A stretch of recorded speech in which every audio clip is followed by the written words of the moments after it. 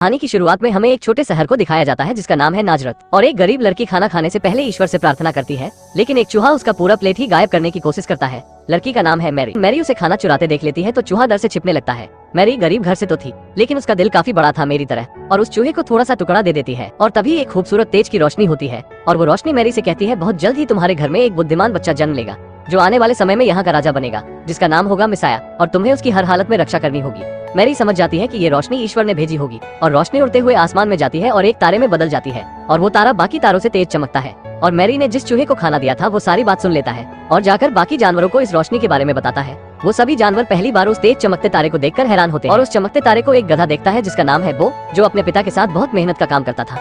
वो अपने पिता से कहता है, ये चमकता तारा मेरा किस्मत चमकाएगा, क्योंकि बो का एक ही सपना रहा है, शाही सवारी का हिस्सा बनने का। लेकिन उसके पिता कहते हैं, तुम्हें इतना बड़ा सपना नहीं देखना चाहिए और अपने काम पर ध्यान दो। और तभी एक पक्षी आता है जिसका नाम है देव। वो अपने गधे दोस्त बो को बताता है कि आज शाही सवारी निकलेगी। इतना सुनते ही वो अपने पिता को कहता है कि उस सितारे ने मेरे किस्मत को बदलने की शुरुआत कर दी है, जो एक न एक दिन शाही सवारी का हिस्सा जरूर बनेगा। वो बाहर देखता है तो शाही सवारी वहाँ से निकल रही थी। वो बहुत तरकीबें भी निकालता है रस्सी से आजाद होने की। वो रस्सी से तो आजाद हो जाता है, लेकिन उस चक्की का हाल बहुत ही बुरा कर देता है। और तभी उस चक्की का मालिक आ जाता है। वो चक्की का ऐसा हाल देखकर गुस्से में बो को मजबूती से बांध देता है। वो कहता है, एक न एक दिन मैं यहाँ से आजाद होकर अपने सपने जरूर पूरा करूंगा। 6 महीने गुजर जाते हैं। अपने बच्चे का ये हाल देखकर बो के पिता कहते हैं, तुम्हें यहाँ से निकलकर अपने सपने को जरूर पूरा करना चाहिए। वो एक योजना बनाते हैं बो को वहाँ से भगाने की। बो के पिता घायल होने का नाटक करते हैं और बो जंजीरों से आजाद हो चुका था। और तभी उस चक्की का मालिक आ जाता है और बो के पिता कहते हैं, भागो। बो किसी भी तरह वहाँ से तो निकल जाता है, लेकिन एक रस्सी उसके पैर में फंस जाती है, जिससे उसके पैर में थोड़ी चोट आ जाती है। बो उसी हाल में आगे बढ़ता है और उसे मेरी दिखाई देती है, जो हमने फिल्म की शुरुआत में देखा था। वो अपने पति जोसेफ के साथ रहती थी। वो मेरी के घर में आकर टेबल के नीचे छिपा रहता है। मेरी टेबल के नीचे देखती है तो उसे बो दिखाई देता है। वो देखती है कि गधे के पैर में चोट लगी है और अपने रुपट्टे और एक लकड़ी की मदद से उसके पैर में बांध देती है। मेरी का ये अच्छा व्यवहार देखकर गधा सुरक्षित महसूस करता है, लेकिन जोसेफ गधे को घर में देखता है तो धक्का देकर निकालने की कोशिश करता है। मेरी उससे कहती है कि हम दोनों के अलावा इस घर में कोई नहीं, क्यों ना हम इसे रख ले। जोसेफ मेरी की बात मान लेता है और रात में मेरी जोसेफ को उस सितारे की पूरी बात बता देती है। जोसेफ थोड़ा घबरा जाता है और सोचने समझने के बाद वो भी आने वाली परिस्थितियों का सामना करने के लिए तैयार हो जाता है। अगले सीन में वो भागने की कोशिश करता है, लेकिन उसका दोस्त देव बताता है, अगर तुम अभी बाहर निकले तो तुम्हारा मालिक पकड़कर तुमसे चक्की पिसवाएगा, और बताता है जब तक तुम्हारे पैर ठीक नहीं हो जाते तब तक तुम यहीं रुक जाओ। अगले सीन में हम 3 ऊंट और 3 वाइज मैन को देखते हैं। आप उन्हें ऋषि या ज्ञानी भी कह सकते हैं।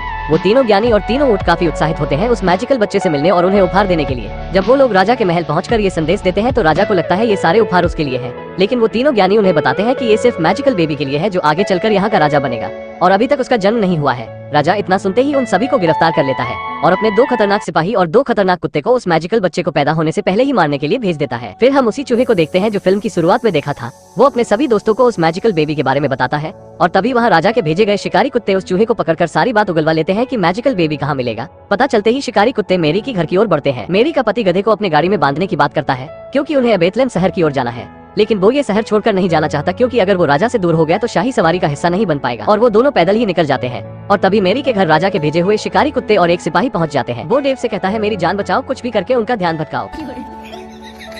कुत्ते बो से मेरी को पूछते हैं, लेकिन वो उन्हें कुछ नहीं बताता। फिर वो बो के पैर पर बंधे रुपट्टे को देखते हैं तो उसका सुगंध लेकर शहर की ओर बढ़ते हैं, और बो ये सब देखकर घबरा जाता है और मेरी को बचाने के लिए निकल जाता है। लेकिन ये उन कुत्तों की चाल होती है और उस गधे का पीछा करते हैं मेरी तक पहुंचने की। देव बो को बताता है एक शॉर्टकट रास्ते के बारे में, लेकिन वो काफी खतरनाक रास्ता होता है, और वहीं पर बो को एक भेड़ मिलती है जिसका नाम है रुत। वो सारी कहानी रुत को बता देता है। रुत बो को बताती है कि वो भी आने वाले मैजिकल बेबी का बेसब्री से इंतजार कर रही है, और बो के साथ वो भी मेरी को बचाने निकल जाती है। और हम इधर देखते हैं कि तीनों ऊंट राजा के महल में जाकर वो सारी बात सुन लेते हैं कि उस बच्चे तक कैसे पहुंचकर उसे मारना है। राजा उन तीनों ज्ञानी को रिहा कर देता है, ये बताकर कि अपने होने वाले राजा को ढूंढकर ये सारे उपहार दे दो जो तुम लोगों ने इतनी दूर से लाया है। लेकिन वो तीनों ऊंट समझ जाते हैं कि इनके जरिए वो मैजिकल बेबी के पास पहुंच जाएगा और उसे खत्म कर देगा। और दूसरी तरफ वो मेरी को उन शाही शिकारी कुत्तों को अपनी भाषा में बताकर उन्हें चेतावनी देता है, लेकिन उन दोनों को बो की भाषा समझ में नहीं आती। वो पीछे देखता है तो शाही शिकारी कुत्ते उन्हें ढूंढते हुए बाजार में पहुंच चुके हैं, और बो मेरी का शॉल मुंह से पकड़कर आगे ले जाता है ताकि उसे छिपा सके। लेकिन वो शिकारी कुत्ते और सिपाही मेरी को देख लेते हैं। वो सिपाही अपने दोनों कुत्तों को एक जगह बांध देता है और मेरी को मारने के लिए आगे बढ़ता है। बो और उसके सभी साथी देखते हैं कि ये खतरनाक सिपाही मेरी पर हमला करने आ रहा है, तो देव उसे रोकने के लिए पूरे जोश में जाता है।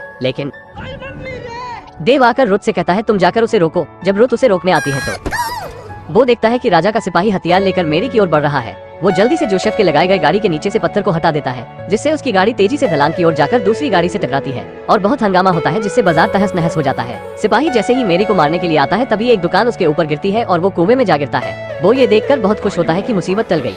वो मेरी को वहाँ से निकालने की कोशिश करता है। मेरी समझ जाती है कि ये सारी गड़बड़ वो की वजह से हुई है और उन्हें बाजार से निकाल दिया जाता है। मेरी का पति जोसेफ इस बात से बहुत गुस्सा होता है कि हमें बेवजह बाजार से निकाल दिया गया इस गधे की वजह से। वो ये सब सुनकर बहुत बुरा महसूस करता है और वो अपने दोस्त देव को लेकर उनसे दूर चला जाता है। मेरी जोसेफ को कहती है तुम्हें ऐसा नहीं करना चाहिए था, क्योंकि मेरी बो को अकेला नहीं छोड़ना चाहती। जो खतरनाक सिपाही कुएं में गिरा था वो बाहर आकर फिर से मेरी का पीछा करता है।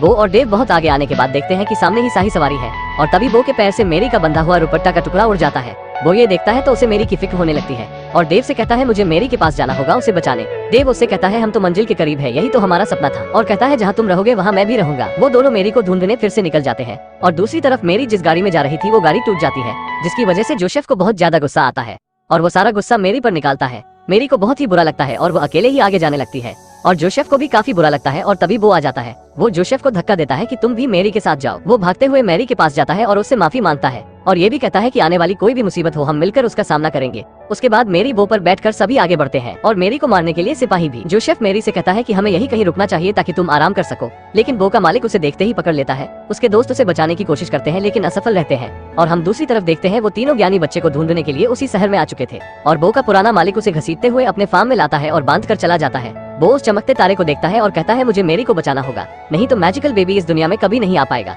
ये बात वहाँ के जानवर सुनते हैं तो बो को बताते हैं इस तेज चमकते सितारे की रोशनी पिछले 9 महीने से इस मैंगर के ऊपर पड़ रही है और हमारी नींद उड़ी हुई है। वो समझ जाता है कि मैजिकल बेबी का जन्म यही होगा और उन्हें शाही सिपाही और शिकारियों के बारे में बताता है। वहाँ के जानवर बो को वहाँ से निकालने में मदद करते हैं। वो जैसे ही बाहर आता है तो उसके दोनों दोस्त मिलते हैं। बो को बताते हैं कि वो खतरनाक सिपाही यहाँ तक पहुँच चुके हैं।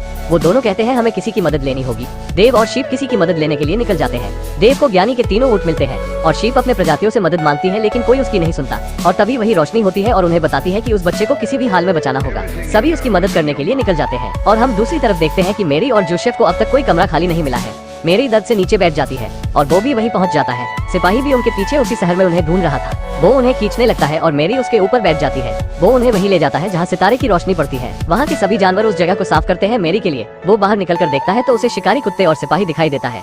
वो अकेले ही उनसे मुकाबला करता है। वो दोनों कुत्ते को तो मार देता है लेकिन सिपाही से लड़ नहीं पाता और तभी बहुत सारे शीप उस सिपाही पर हमला करते हैं और तभी वो तीनों ऊँट भी आ जाते हैं। उस सिपाही को ऐसा धक्का देते हैं कि उनकी चैन उसके पीछे अटक जाती है, जिससे वो घसीटते हुए तीनों शिकारी खाई की ओर लटक जाते हैं और वो दोनों शिकारी कुत्ते मदद की भीख मांगते हैं। सिपाही के पैर में कुत्तों की जंजीर फंसी होती है जिससे वजन ज्यादा रहता है। वो उन्हें निकालता है और नीचे की ओर फेंकता है लेकिन वो उन्हें बचा लेता है। सिपाही जब ऊपर आने के लिए तलवार धसाता है तो वो पूरी जगह ही टूट जाती है, जिससे वो नीचे खाई में गिरता है और उससे उसकी मौत हो जाती है। वो और बाकी जानवर उन कुत्तों की मदद करते हैं बचाने की और उन्हें पट्टे से भी आजाद कर देते हैं और उन कुत्तों को समझ आता है कि वो खुद बहुत गलत कर रहे थे। उसके बाद सभी जानवर उस फार्म में जाते हैं। वो देखते हैं कि मैजिकल बेबी ने जन्म ले लिया है और वो दोनों कुत्ते भी उस बच्चे को देखने आते हैं। वो उन्हें मिलवाता है मैजिकल बेबी से और तभी वो तीनों ज्ञानी वहीं पहुंच जाते हैं और उस बच्चे के आगे उसका उपहार रख देते हैं। वो तीनों ज्ञानी बताते हैं कि आने वाले समय में यही बच्चा इस जहां का राजा बनेगा और उसके माता पिता के अलावा सभी उस बच्चे के आगे अपना सर झुकाते हैं क्योंकि यही उनका कल का राजा है। वो वहाँ से जाने लगता है लेकिन मेरी उसे रोक लेती है और साथ रहने को कहती है और यहीं पर यह मूवी खत्म हो जाती है। इस मूवी से हमें यही सीख मिलती है कि सपने से बड़ी चीज किस्मत होती है। सपने हम देखते हैं लेकिन वहाँ तक किस्मत हमें ले जाती है